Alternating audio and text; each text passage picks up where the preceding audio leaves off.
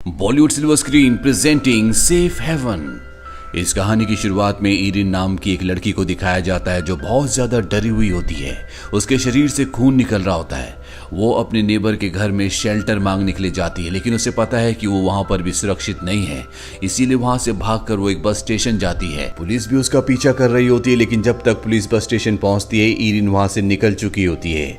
ईरिन यहाँ से एक बहुत ही सुंदर शहर जिसका नाम साउथपोर्ट है वहां पहुंचती है। ये शहर उसे बहुत सुंदर लगता है। यहाँ वो एक रेस्टोरेंट में जाती है जहाँ पर वो जॉब के लिए अप्लाई करती है। उसे जॉब मिल जाता है। ईरिन अपना नाम यहाँ पर केटी बताती है। वो नहीं चाहती कि उसका असली नाम, उसकी असलियत किसी को भी पता चले।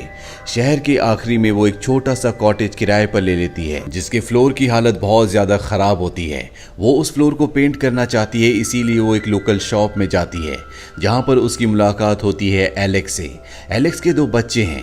उसकी पत्नी अब इस दुनिया में नहीं रही। एलेक्स ने एक दिन पहले जब केटी बस से उतरी थी उसे देखा था। वो केटी से पूछता है कि तुम इस शहर में क्या कर रही हो। मुश्किल से लोग यहाँ पर आते हैं, लेकिन केटी उसकी बात का जवाब नहीं देती और वहां से निकल जाती है। जब वो अपने घर पहुंचती है तो देखती है कि उसके घर में कोई झांक रहा है। ये जो नाम की लेडी है जो उसकी नेबर है। वो केटी से कहती है कि मुझे पता है कि तुम यहाँ पर क्यों आई हो। दरअसल तुम शहर की भाग दौड़ से थक चुकी हो, इसीलिए तुम अपने लाइफस्टाइल को बदलना चाहती हो।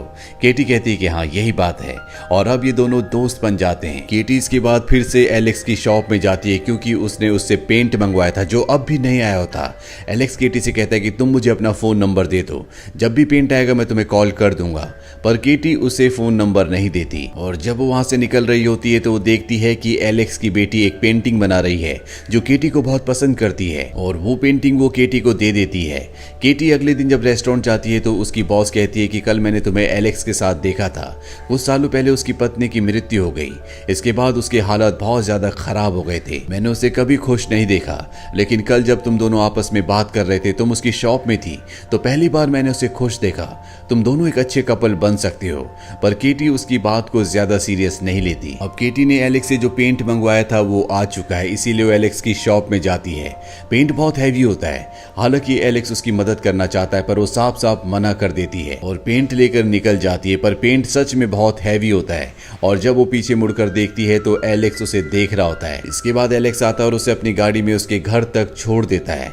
एलेक्स देखता है कि उसका घर बहुत दूर है, इसीलिए वो उसके लिए एक साइकिल को ठीक करता है और रात को उसके घर के बाहर रख देता है। अगली सुबह जब केटी उठती है तो देखती है कि घर के बाहर एक साइकिल है जो कि एलेक्स ने उसके लिए रखी है ताकि उसे काम पर जाने में तकलीफ ना हो, क्योंकि शहर उसके घर से काफी दूर होता है। पर केटी को ये बिल्कुल पसंद नहीं आता। वो साइकिल लेकर एक बार फिर से एलेक्स के पास जाती है और उसकी साइकिल उसे वापस करते हुए कहती है कि आज के बाद कभी भी रात को मेरे घर के आसपास मत आना, और वहां से जाने लगती है। एलेक्स भी उससे नाराज हो जाता है। अब जब केटी घर पर आती है तो वहां पर उसकी फ्रेंड जो भी होती है। केटी जो को सब कुछ बताती है। वो उसे कहती है कि ये बहुत छोटा शहर है, यहाँ पर हर एक इंसान एक दूसरे को जानता है और इस तरह की मदद यहाँ पर लोग करते रहते हैं। केटी को एहसास होता है कि उसने एलेक्स से बहुत ही बदतमीजी की। उसे इस तरह से एलेक्स से बात नहीं करनी चाहिए थी। वो एलेक्स से मिलने के लिए जाती है। एलेक्स अब भी उससे नाराज होता है, लेकिन जल्दी उसकी नाराजगी खत्म हो जाती है। और जब केटी जा रही होती है तो एलेक्स कहता है कि तुम एक चीज भूल गई। दरअसल वो उसी साइकिल के बारे में बात कर रहा होता है जो उसने केटी को दी थी। अब केटी उसके इस गिफ्ट को एक्सेप्ट कर लेती है और साइकिल लेकर वहां से निकल जाती है। वहीं दूसरी तरफ हमें उस पुलिस ऑफिसर को दिखाया जाता है जिसके पास ईरिन का यानी कि केटी का केस है। वो केटी को हर जगह ढूंढ रहा होता है। वो किसी भी कीमत पर उसे वापस हासिल करना चाहता है। वही हमें एलेक्स को दिखाया जाता है जो अपने परिवार के साथ यानी कि अपने बेटे और बेटी के साथ बीच पर जा रहा होता है, और तभी वो केटी को देखता है। वो केटी को भी अपने साथ चलने को कहता है। केटी उसके साथ चलने के लिए मान जाती है और वो एलेक्स की फैमिली के साथ बीच पर बहुत एंजॉय करती है। पर केटी देखती है कि यहाँ पर जो एलेक्स का बेटा है वो एलेक्स को बहुत परेशान करता है। दरअसल वो नहीं चाहता कि एलेक्स की जिंदगी में कोई भी लड़की आए। वो आज भी अपनी मॉम को मिस करता है। केटी एलेक्स को कहती है कि वो जल्दी समझ जाएगा, अभी वो बहुत छोटा है। अब इनकी दोस्ती पहले से भी ज्यादा गहरी हो चुकी है। हालांकि केटी को एलेक्स का बेटा बहुत ज्यादा पसंद नहीं करता, लेकिन एलेक्स की बेटी उसे बहुत पसंद करती है। अब अगले दिन दिखाया जाता है कि केटी की जो बॉस होती है वो फिशिंग कर रही होती है। तभी वहां पर केटी पहुंच जाती है और वो एक स्पीयर से फिश को मार देती है, जिससे उसे बहुत खुशी होती है। उसने पहली बार अपनी जिंदगी में फिश पकड़ी है और ये दिखाने के लिए वो एलेक्स को जाती है। एलेक्स कहता है कि मैं भी फिशिंग के लिए जाता हूँ। हालांकि वो उससे पूछना चाहता है क्या तुम भी मेरे साथ चलोगी, लेकिन वो उससे पूछ नहीं पाता।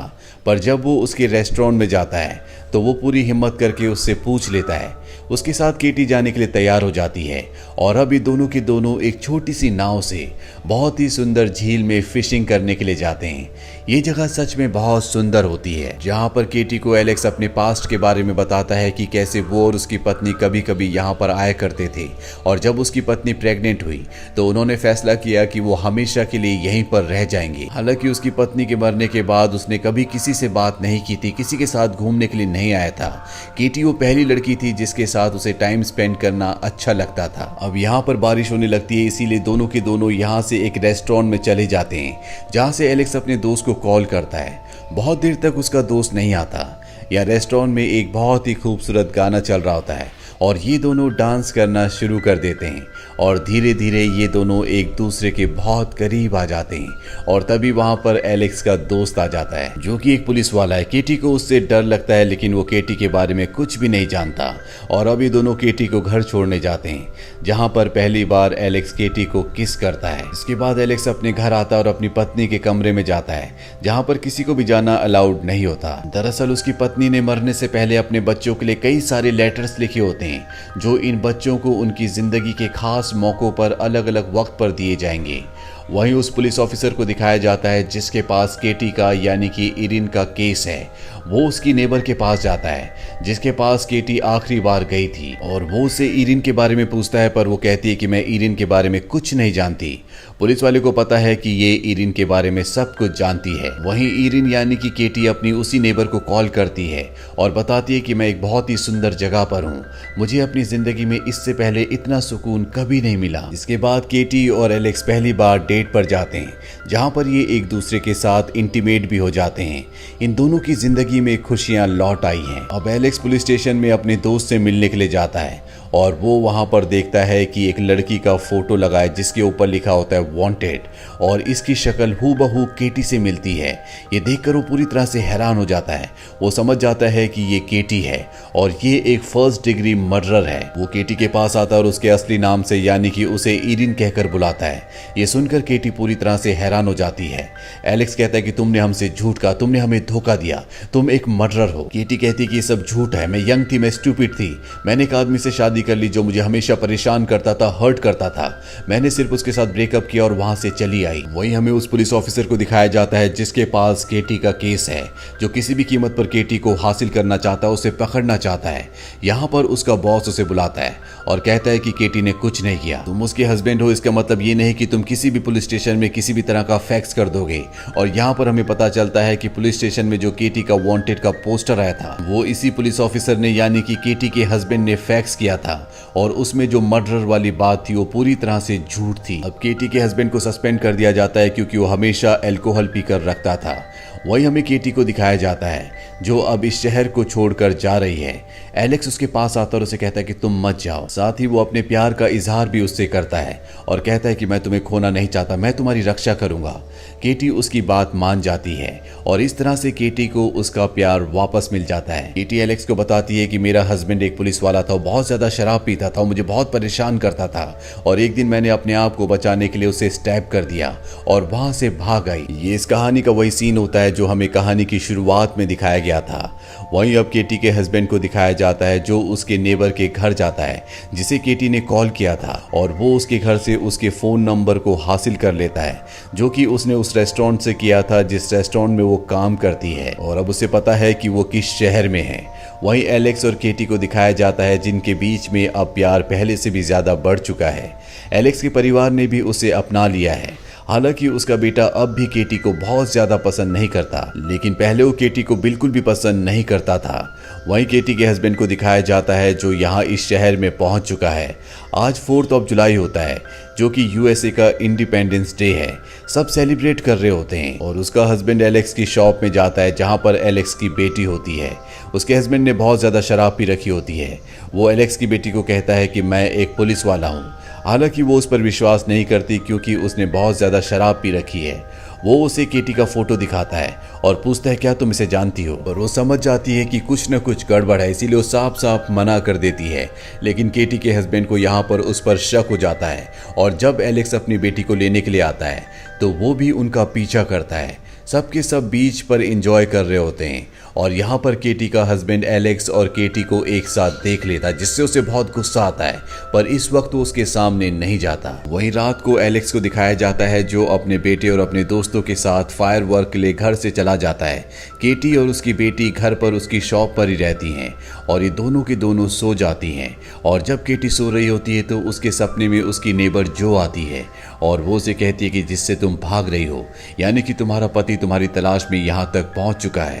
केटी डर कर उठ जाती है और तभी वो अपने सामने देखती है कि उसका पति जो कि एक पुलिस वाला है वो खड़ा है। वो उसे कहता है कि मैं चाहता हूँ कि तुम मेरे साथ वापस चलो। केटी उसे घर से बाहर ले जाती है और उससे बात करना शुरू कर देती है। दरअसल वो केटी से माफी मांगता है लेकिन केटी उसे माफ नहीं करती।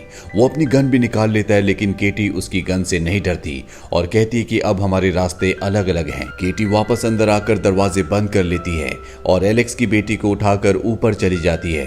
तभी उसे नीचे से कुछ आवाज आती है।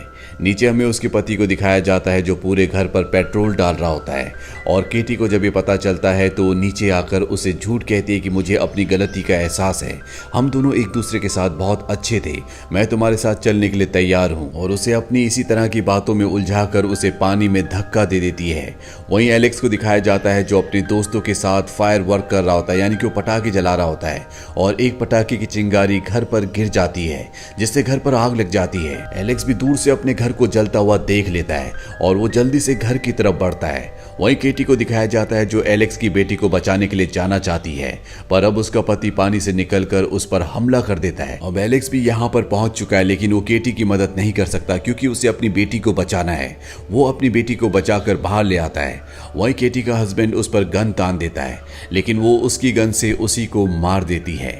अगली सुबह दिखाया जाता है कि आग पूरी तरह से शांत हो चुकी है। एलेक्स घर के अंदर जाता है और अपनी पत्नी के लेटर्स जो उसने अपने बच्चों के लिए लिखे थे उन सबको बाहर ले आता है। लेटर्स को अब भी कोई नुकसान नहीं पहुंचा होता। वहीं केटी को दिखाया जाता है जिसके पास उसकी नेबर जो कि उसकी बहुत अच्छी दोस्त भी है जिसका नाम जो है वो आती है और वो उसे कहती है कि अब मैं इस जगह को छोड़कर जा रही हूँ, तुम हमेशा यहीं रहना, इस खूबसूरत जगह की बहुत सारी पिक्चर्स क्लिक करना।